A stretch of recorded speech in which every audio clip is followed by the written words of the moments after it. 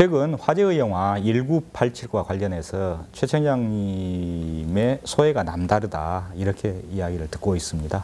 어떤 사연이 있는지요? 네, 저는 1986년에 전남대학교 4학년 재학 시절에 호남학생 투쟁연합 의장을 하면서 수배를 당했습니다. 그래서 수배 생활을 하면서 박종철 고문 사건으로 박종철 군이 사망한 것이 1월 14일인데 87년 제가 1월 19일 날 보안대에 잡혔습니다. 부산에서. 그래서 이제 제가 3박 4일 동안 보안대에서 이제 정기고문, 물고문, 구타를 당한 이런 경험이 있고 그 트라우마를 오랫동안 갖고 살았던 사람이기 때문에 굉장히 그 1987이 저에게 다가오는 의미는 다른 사람과는 굉장히 좀 차별화된 내용이다 이렇게 생각을 하고요. 이제 뭐 그 정기고문, 물고문을 그 학생운동에 했다고 해서 다 당한 건 아니었고 저의 경우는 특수하게 당했는데 그 이유는 어떤 뭐 국가관에 입각한 그런 취지에서 고문을 한 게 아니고 당시에 10명이 1계급 특진에 1,000만 원 포상금이 걸려있는 이런 상황이었었는데 우리 전남대학교 동료들이 4명이 무려 그런 어떤 부분이 걸려 있어서 이분들이 뭐 국가를 위한 이런 취지보다는 자기들의 승진과 그리고 그 포상금에 눈이 어두워서 저희들을 제가 정기고문, 물고문을 당했기 때문에 그런 점에서 이제 굉장히 저로서는 1987이 다가오는 의미가 크고 또 그때 수배를 당했을 때 뭐 저희 이제 집사람과도 제가 대학 다니면서 연애하던 시절인데 우리 집사람을 비롯한 우리 부모님들의 고통 또 경찰이나 또 기타 이런 보안대라든지 안기부라든지 이런 기관으로부터 끊임없는 감시, 협박 이런 부분들에 함께 시달렸던 이런 과거들이 제가 많이 떠올라서 많이 울었습니다. 네, 그 30년 전 이야기인데 이렇게 참 소회가 그렇습니다. 그리고 최근 몇 개월 동안 광주 남구가 각종 그 행사에서 연거푸 그 대통령상을 수상해서 눈길을 모았어요. 무슨 상인지 좀 설명을 부탁드립니다. 아마 제가 생각할 때는 이제 문재인 대통령 정부와 그동안 우리 남구가 해왔던 일의 코드가 저는 많이 맞았기 때문에 그렇게 연거푸 문재인 대통령 상을 3개를 3달 만에 이렇게 받았다고 생각을 하는데요. 첫 번째 이제 생산성 평가에 있어서 228개 자치단체를 대상으로 해서 실시를 했는데 우리가 생산성 평가에서 전국 1위를 했습니다. 이제 생산성이라고 하는 게 이제 효율적인 행정 운영과 관련된 부분인데 무엇보다도 우리 남구는 뭐 5개 구에서 아시는 것처럼 가장 재정 자립도가 가장 낮은 곳입니다. 왜냐하면 우리 구 세금이라고 하는 게 토지와 관련된 세금이 태반인데 우리는 64.3%가 그린벨트이기 때문에 그렇습니다. 그래서 가장 취약하지만 이제 제가 구청장 되면서 물려받았던 우리 재산, 공유재산이 3,200억이었는데 이걸 5천억 원으로 이렇게 늘려서 1,800억 원 이상을 이렇게 증액시킨 부분, 그리고 이제 재정이 어려움에도 불구하고 108억의 지방채를 13억으로 줄인 부분, 이제 이런 부분들이 높은 평가를 받으면서 저희들이 이제 생산성 평가에서 대통령상을 받게 됐습니다. 그리고 이제 자원봉사 분야에 있어서도 저희들이 대상을 받게 됐는데 대통령상을 저희들이 수상을 해서 대표로 이제 우리 얼수가 또 공연까지 하는 이런 이제 좋은 일이 있었습니다만 자원봉사와 관련해서 전국적으로는 자원봉사자 수가 전 국민의 한 20% 정도가 자원봉사자에 등록이 되어 있는데 우리 남구는 한 38% 정도의 남구 주민들이 자원봉사자로 등록이 되어 있고 정말 착실하게 우리 지역의 어려운 곳들을 열심히 찾아다니면서 봉사하고 함께하는 이런 모습들이 굉장히 좋은 평가를 받지 않았나 이렇게 생각을 하고요. 그리고 이제 안전문화 대상인데 안전문화 대상에 있어서 끊임없이 이제 주요하게 관심을 갖는 부분들이 아무래도 세월호 사태와 관련된 부분이 아닐까 싶은데요. 세월호와 관련된 부분은 이미 거기에 대한 책임을 지겠다고 하는 사람이 대통령부터 단 한 사람도 없지 않습니까? 그러다 보니까 책임자급의 영역에 있었던 사람들이 한 명도 처벌받지 않는 이런 이제 나라가 대한민국인데 저희 남구에서도 대화아파트 뒤편에 소방도로 붕괴 사고가 한 번 있었습니다. 그래서 차량이 한 40대 정도가 묻히는 일이 있었는데요.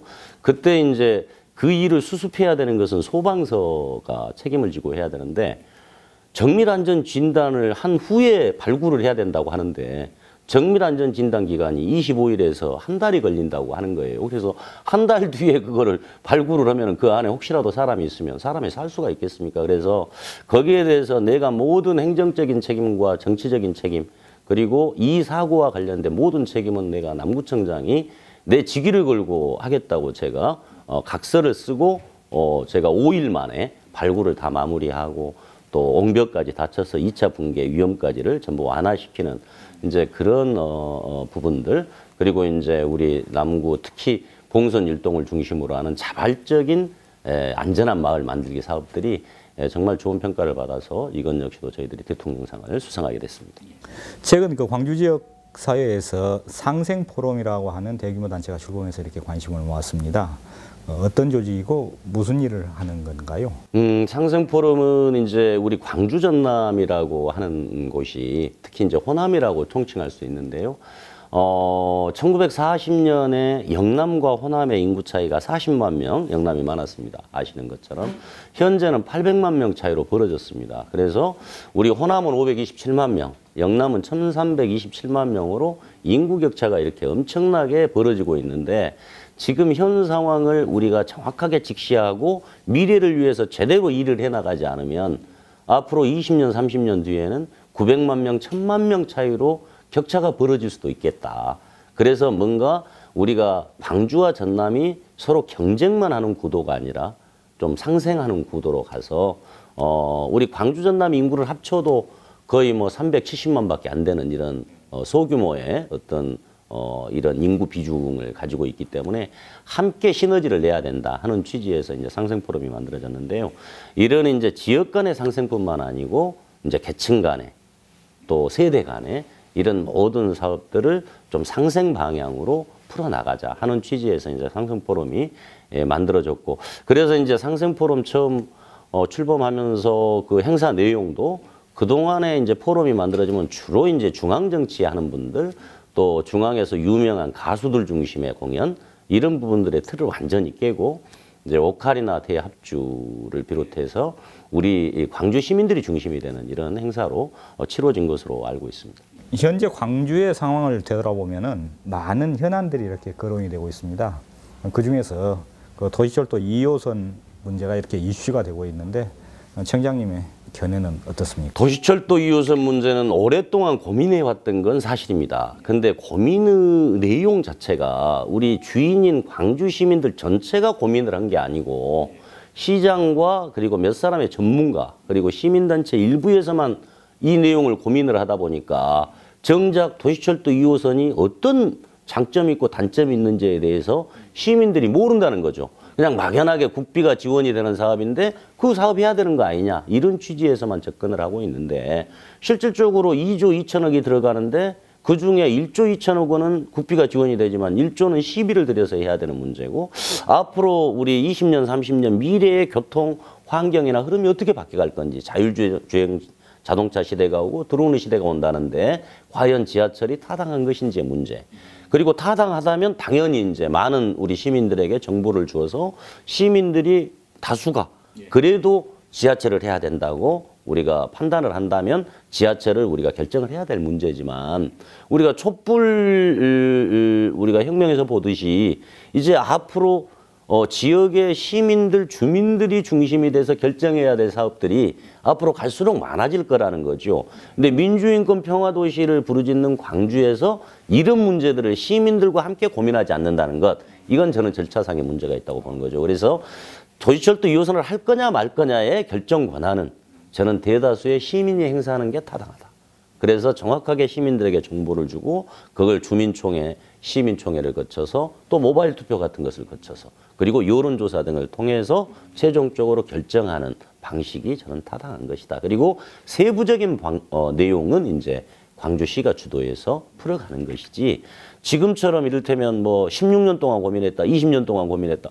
고민한 것은 몇 사람들만 한 것이기 때문에 그것이 과연 시민들에게 어필이 되고 시민들이 동의해 줄 거냐 하는 그 부분에 대해서는 저는 부정적이다. 이렇게 말씀드리고 싶고 다시 한번 제가 제안하고 싶은 것은 시민들에게 광범위한 의견을 무리한다. 저는 그렇게 생각합니다.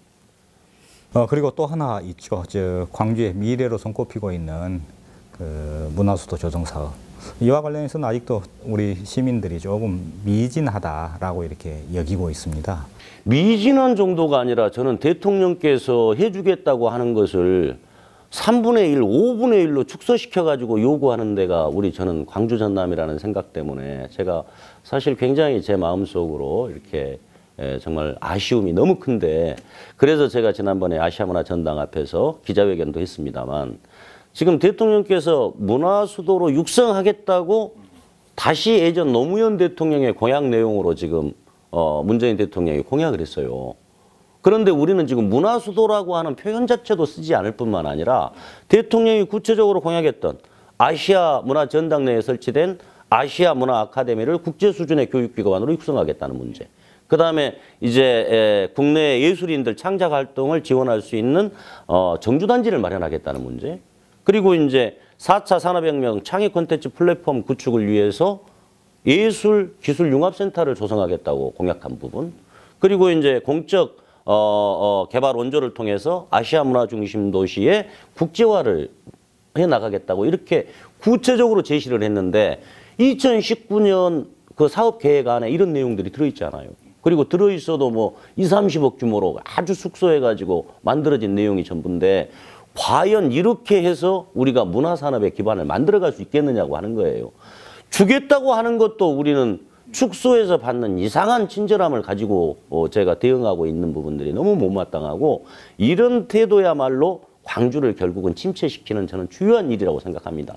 그래서 하루속히 이런 부분들을 빨리 대통령이 공약했던 것을 뛰어넘어서 더 크게 요구를 하고, 거기에 대해서 조정해서 적어도 대통령이 공약한 내용 정도를 풀어갈 수 있을 때 앞으로 문화수도 광주의 위상은 저는 책임질 수 있을 것이다. 그래서 구체적으로 문화전당장의 위상도 지금 현재 상황이 아니라 적어도 문화부 장관급으로 임용하거나 또는 문화부 차관이 겸임하거나 이렇게 해야 되고, 현재 전당장의 위상은 사무총장이나 이런 기능들로 저는 가야 된다고 생각하고요.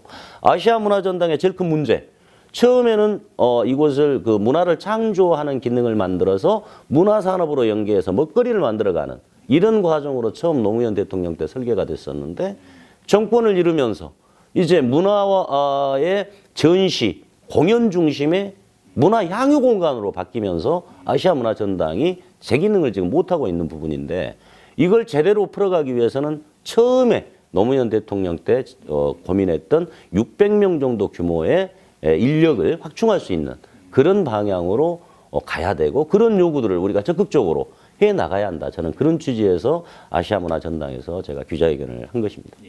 최선영님은 지금 5.18 헌법전문수록고하고 그다음에 5.18 특별법 관련해서 서명운동에 이렇게 적극 나서고 계시지 않습니까?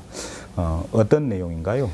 지금 우리 5.18 정신이 헌법 전문에 수록하겠다고 하는 것은 문재인 대통령의 공약 사항이었고, 우리 광주 시민 모두가 희망하는 내용이고, 반드시 또 우리 대한민국의 민주주의 역사에서도 굉장히 중요한 위치를 점하고 있는 5.18이 포함이 되지 않는다고 하는 것은, 그거는 우리 광주 시민들의 그 생각을 넘어서서 우리 대한민국의 민주주의 역사를 부정하는 저는 일이라고 생각을 하는데요.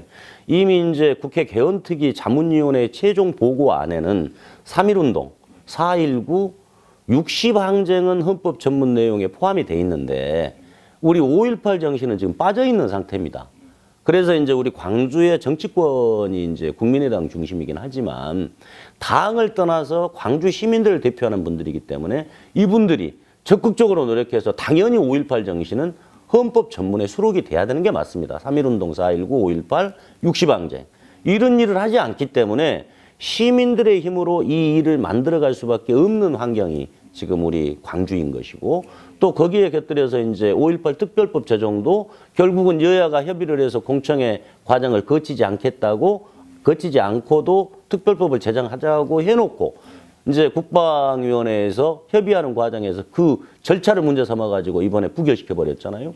근데 과연 이게 2월, 3월 국회에서라도 이게 제정이 될 수 있는 것인지. 근데 현재 흐름으로 보면 굉장히 부정적인 부분일 가능성이 매우 높습니다. 그래서 헬기에서 총격을 가한 부분이라든지 또 5.18 책임자와 관련된 부분이라든지 안매장 발굴이라든지 이런 중요한 현안들을 많이 앞두고 있는 상황에서 그거를 제도적으로 법적으로 뒷받침해 줄 수 있는 특별법이 통과되지 않고는 그런 일들을 해나가기가 너무 어렵기 때문에 특별법도 조기에 제정을 해야 한다 하는 취지에서 이제 우리 남구를 중심으로 해서 지금 서명운동을 하고 있는데요.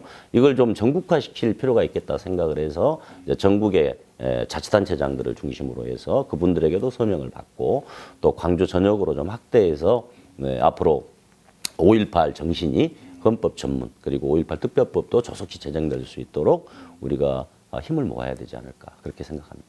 뭐 광주의 정신과 가치에 대한 우리 청장님의 견해를 딱 이렇게 들여다볼 수 있는 그 말씀이었는데요. 그렇다면은 그 4차 산업시대를 대비해서 광주가 가져야 할 미래 그 경제 먹거리는 무엇이 있을까요?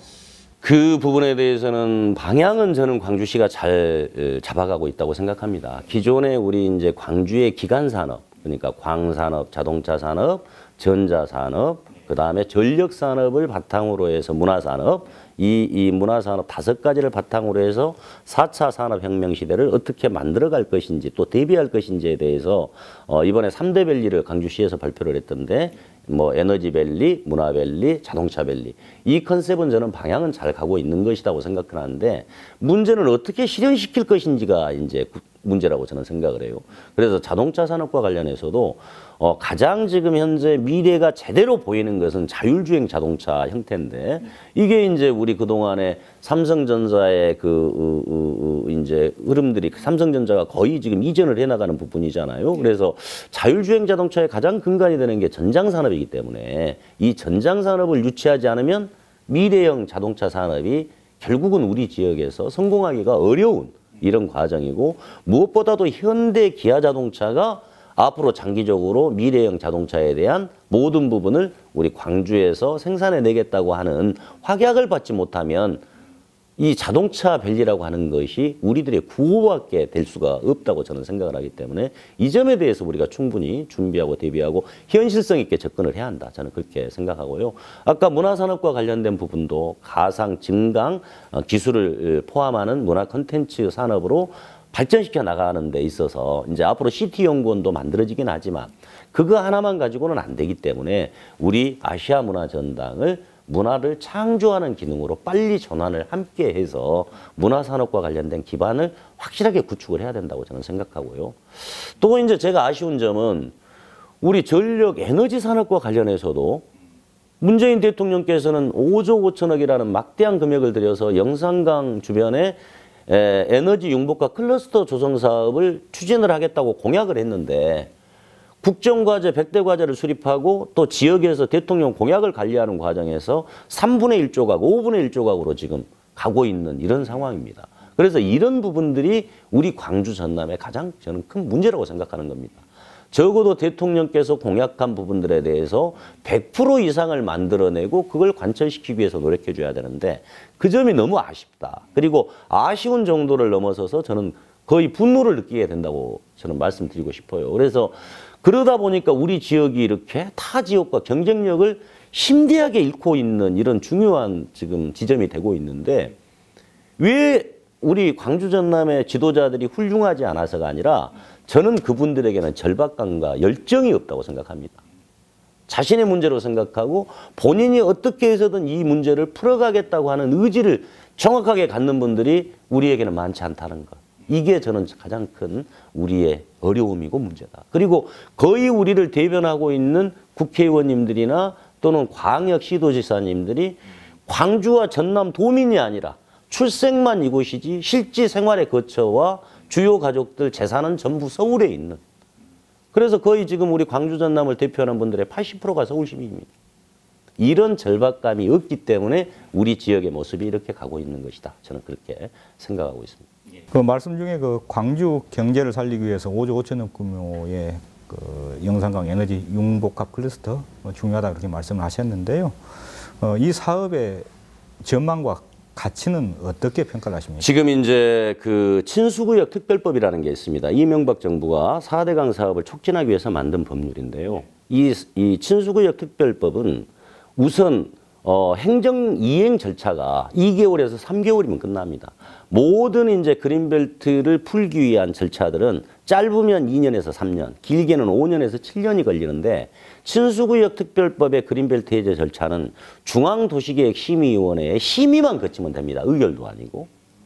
그러니까 행정 절차 기간이 2개월에서 3개월이면 끝나는 거고, 두 번째 중요한 것은 그린벨트 총량에 적용을 받지 않습니다.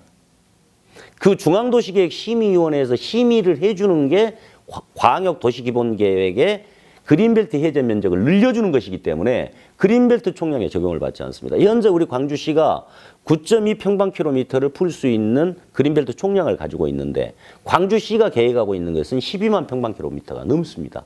그러면 기존에 새로이 그 그린벨트를 해제하기 위해서는 기존 걸 조정을 해야 되는데 가장 크게 지금 차지하고 있는 게 군공항 쪽입니다. 그러면 군공항 문제를 손을 대게 되면 광주, 특히 군공항을 이전을 바라는 사람들이 봤을 때는 이게 광주시가 도대체 군공항 이전에 대해서 하겠다고 하는 의지가 있느냐고 이렇게 반문하고 지역에서 이제 어려움이 이제 서로 간에 이렇게 갈등이 빚어질 수 있는 소지가 있기 때문에 왜 그런 부분들을 다 이렇게 무시하고 그린벨트 총량에 적용을 받지 않을 수 있는 법률을 놔두고 다른 일을 하려고 하는 것인지에 대해서 저는 의문이 너무 많고, 또 우리 승천보 친수구역 개발에 대해서 제가 지속적으로 요구를 하는 이유는 한전과 관련된 부분이나 혁신도시와 관련된 부분이 우리 광주 전남이 상생발전하자고 우리는 공동으로 전국에서 유일하게 만들었지 않습니까? 혁신도시와 관련된 사업 역시도 전남도만의 사업이 아니고 광주시만의 사업이 아니고 광주와 전남이 힘을 합쳐서 같이 만들어 가야 되는데 승천보 주변이 딱 혁신도시에서 3분 거리, 송정역에서 12분 거리입니다. 그리고 접경 지점이기 때문에 광주 땅 150만 평, 나주 땅 150만 평 만들어서 이곳에 한전공과대학을 비롯한 산업단지, 연구시설, 정주시설을 이곳에 만든다고 한다면 제2의 혁신도시가 만들어질 뿐만 아니라 이게 바로 앞으로 우리 지역의 미래의 산업의 핵심이 될 수 있는 전력 에너지 산업의 메카가 그곳에 될 수 있는 것이고, 300만 평 개발뿐만 아니라 친수구역 특별법을 통해서는 400만 평, 500만 평, 600만 평, 700만 평으로도 계속 늘려갈 수 있기 때문에 저는 우리 광주시가 주장하고 있는 3대 밸리의 첫 출발점도 그곳에서 시작해서 이를테면 서창 들녘을 거쳐서 우리 그 군공항과 그리고 마륵동 그 탄약고까지 이렇게 연결되면서 장기적으로는 장성 있는 데까지 올라가도록 만들고, 그리고 전남도도 승천보를 기점으로 목포까지 내려가는 이런 장기적인 프로젝트를 만들 수 있어야 우리가 타 지역과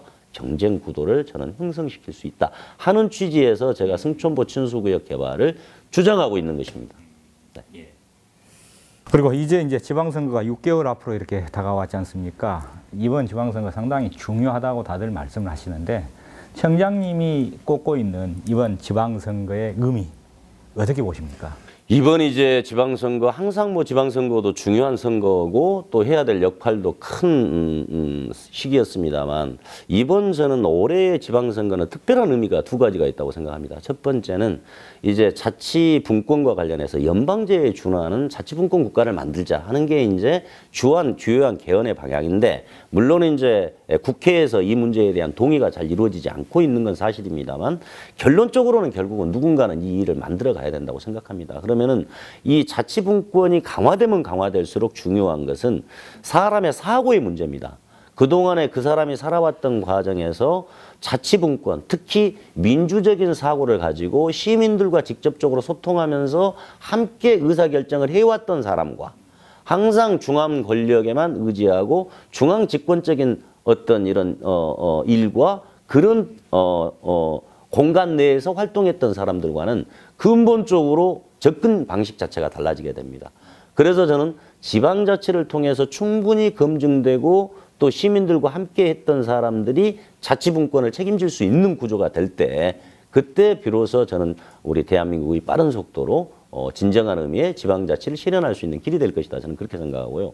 그리고 두 번째는 이제 우리 문재인 대통령이 그래도 우리 호남과 관련해서는 굉장히 많은 공약도 했을 뿐만 아니고 실질적으로 그 공약을 실현시켜주기 위해서 노력을 많이 하고 있는 상황이기 때문에 우리 광주 전남으로서는 굉장히 발전과 관련된 좋은 호기를 맞이한 거 아니겠습니까? 이 호기를 또 우리가 놓치게 된다면 광주 전남의 미래가 어떻게 될 것인지. 그래서 그곳에 대해서 정말 절박감과 열정을 가지고 일할 수 있는 사람들이 이번 지방선거에서 주류를 우리가 형성할 수 있을 때 그때 비로소 저는 지역이 바뀔 것이다. 그렇게 저는 생각합니다. 장시간 참 좋은 말씀 많이 들었습니다. 마지막으로 남구 주민과 광주 시민들에게 새해 덕담 한마디 부탁드립니다. 네. 우리 광주 시민 여러분 새해 복 많이 받으시기 바랍니다. 우리 광주 전남이 이제 어려운 가운데 새로운 저는 호기를 맞이했다고 생각하고 이 좋은 기회를 우리가 또다시 잡지 못한다고 한다면 우리 광주 전남의 미래가 저는 암울할 수밖에 없다고 생각을 합니다. 그래서 그동안에 우리가 스펙 중심 또 경력 중심으로 모든 사람들을 판단해 왔지만 그분들에게 우리의 지역의 미래를 그동안에 수없는 기간을 맡겨왔지만 변화 발전이 없다. 저는 그 말씀을 드리면서 정말로 그 지역에 대한 애정 그리고 열정, 절박함 이런 것을 가지고 있는 사람들을 선출함으로써 정말 열정적으로 혁신하고 변화할 수 있는 이런 계기를 좀 오래 만들었으면 좋겠다 하는 말씀을 드리면서 새해 복 많이 받으시기 바랍니다. 감사합니다.